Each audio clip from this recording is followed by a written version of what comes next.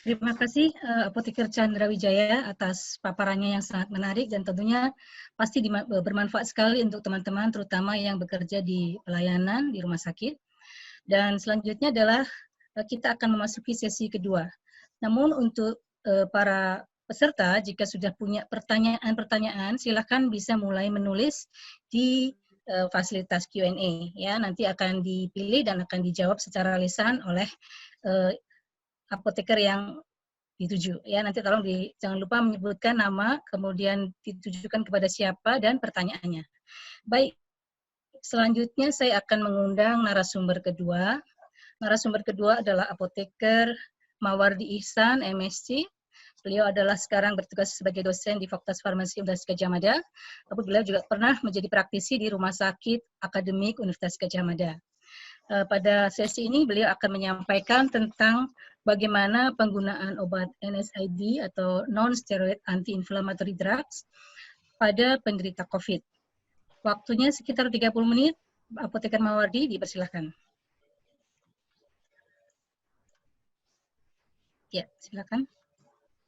Ya, terima kasih saya ucapkan kepada Apoteker Prof. Sulis Ikawati selaku moderator yang telah memberikan kesempatan kepada saya. Selamat siang para apoteker Indonesia. Perkenalkan, saya Mawardi Ihsan yang pada webinar keempat kali ini, terkhusus pada sesi kedua, akan mencoba membawakan suatu topik yang saya beri judul penggunaan NSAIDs pada pasien dengan COVID-19.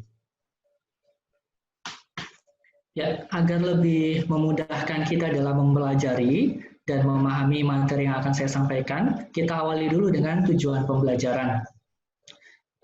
Tujuan pembelajaran yang sudah kami tetapkan pada sesi kedua ini adalah yang pertama, peserta mampu memahami obat golongan NSAIDs secara umum, kemudian memahami evidence-based medicine penggunaan NSAIDs secara umum, kemudian memahami dasar pro dan kontra penggunaan ibuprofen pada COVID-19, dan yang terakhir nanti akan ada memahami dasar pemilihan obat alternatif NSAIDs pada COVID-19.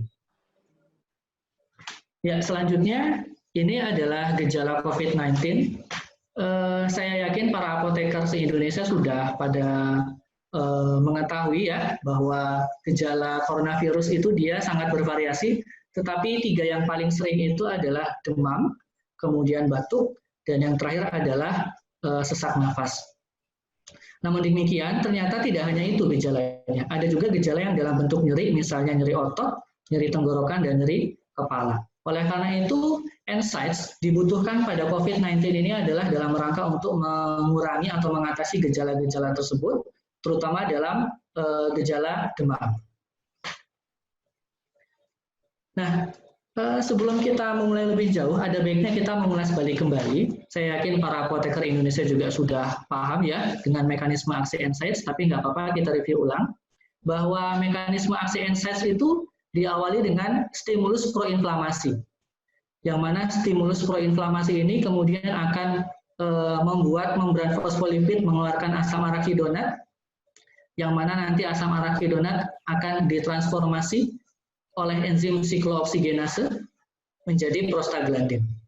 Namun demikian ada 2 jenis siklooksigenase, yaitu adalah siklooksigenase 1 yang dihasilkan secara konstitutif, dan dia fungsinya adalah fisiologik terutama untuk proteksi mukosa saluran pencernaan. Sementara yang satu lagi itu adalah enzim siklooksigenase 2 yang dia sifatnya inducible atau terinduksi, dan dia akan menghasilkan prostaglandin yang bersifat inflamatorik.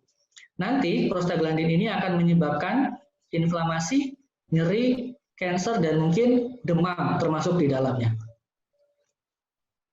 Oleh karena itu, ketika COX-2 ini dihambat oleh NSAIDs, maka prostaglandin inflamasi ini tidak akan terbentuk sehingga inflamasi, nyeri, dan demam itu akan berkurang.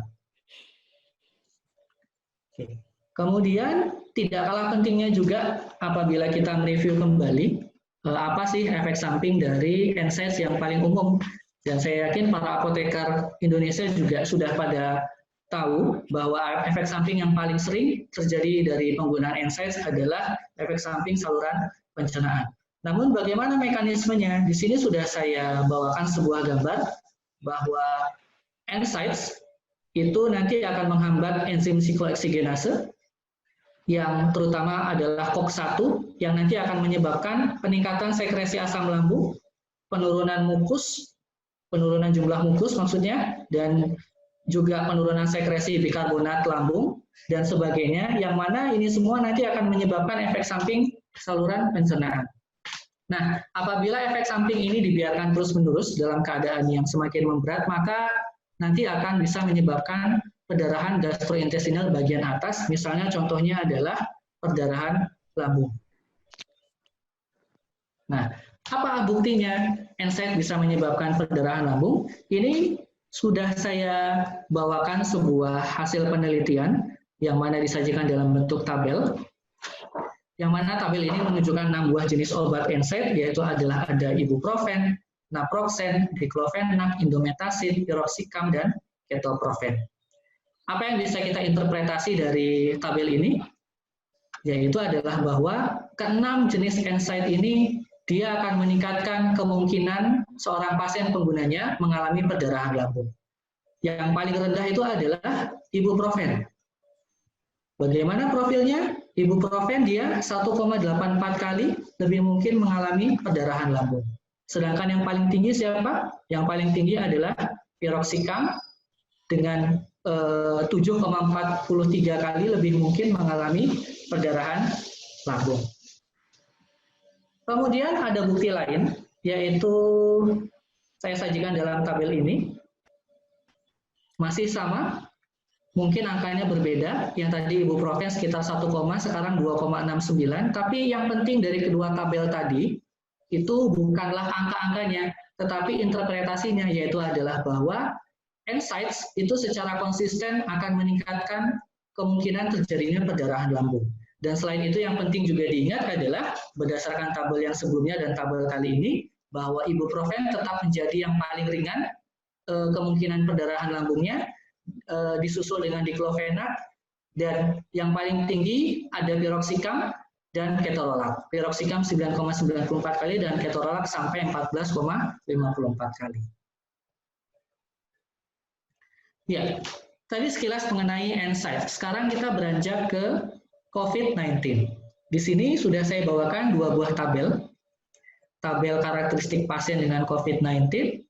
Dan berhubung kita topiknya pada kesempatan kali ini adalah kaitannya dengan penggunaan NSAID, maka yang ingin saya tekankan pada kedua tabel ini adalah bahwa karakteristik pasien dengan COVID-19 itu dia cenderung memang adalah orang yang memiliki hipertensi dan penyakit kardiovaskuler. Ya, hipertensi dan kardiovaskuler itu adalah pasien-pasien yang memang cenderung akan mengalami COVID-19. Kemudian saya juga ingin mengingatkan kembali kepada sejawat Apoteker Indonesia bahwa komplikasi COVID-19 itu ada 4 yang telah diketahui. Di antaranya adalah acute lung injury, kemudian ada acute respiratory distress syndrome yang disingkat dengan ARDS, ada juga shock, dan yang terakhir ada gagal ginjal akut. Ini semua juga penting untuk kita pahami. Kenapa? Karena nanti penggunaan NSAIDs itu ada hubungannya dengan komplikasi-komplikasi ini. Selanjutnya ada komplikasi lain ternyata dari COVID-19, yaitu adalah stress ulcer. Ini saya bawakan sebuah informasi bahwa ternyata 3 dari komplikasi COVID-19 itu merupakan faktor risiko terjadinya stress ulcer. Dan kita tahu bahwa stress ulcer itu nanti bisa berujung pada perdarahan saluran pencernaan. Apa saja kira-kira faktor risikonya? Ini ada respiratory failure atau kegagalan pernafasan. Bisa disebabkan oleh ARDS misalnya. Kemudian ada lagi gagal ginjal akut maupun kronik. Tadi komplikasi COVID-19 juga ada gagal ginjal. Kemudian shock. Ini juga salah satu dari faktor risiko dari stress ulcer. Nah, ini semua nanti penting untuk diingat karena ini ada kaitannya dengan penggunaan NSAIDs. Nah, kemudian sampailah kita pada isu ibuprofen yang diterbitkan oleh WHO pada tanggal 18 Maret 2020. Sebenarnya isu ini sudah berlangsung sebelum 18 Maret. Ini diawali dengan beberapa kelompok praktisi di belahan dunia sana yang mengamati bahwa pasien COVID-19 yang diberikan ibuprofen itu mengalami perburukan status. Kemudian mereka menyimpulkan bahwa sebaiknya ibuprofen tidak digunakan pada pasien dengan COVID-19.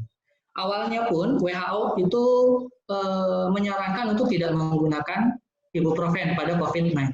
Namun pada tanggal 18 Maret 2020 ini akhirnya pernyataan WHO yang sebelumnya dicabut dan mereka mengganti dengan pernyataan yang baru, yaitu adalah bahwa WHO tidak merekomendasikan untuk tidak menggunakan ibuprofen pada COVID-19. Ya, tidak merekomendasikan untuk tidak menggunakan. Dengan kata lain, boleh digunakan, tapi boleh juga untuk tidak digunakan.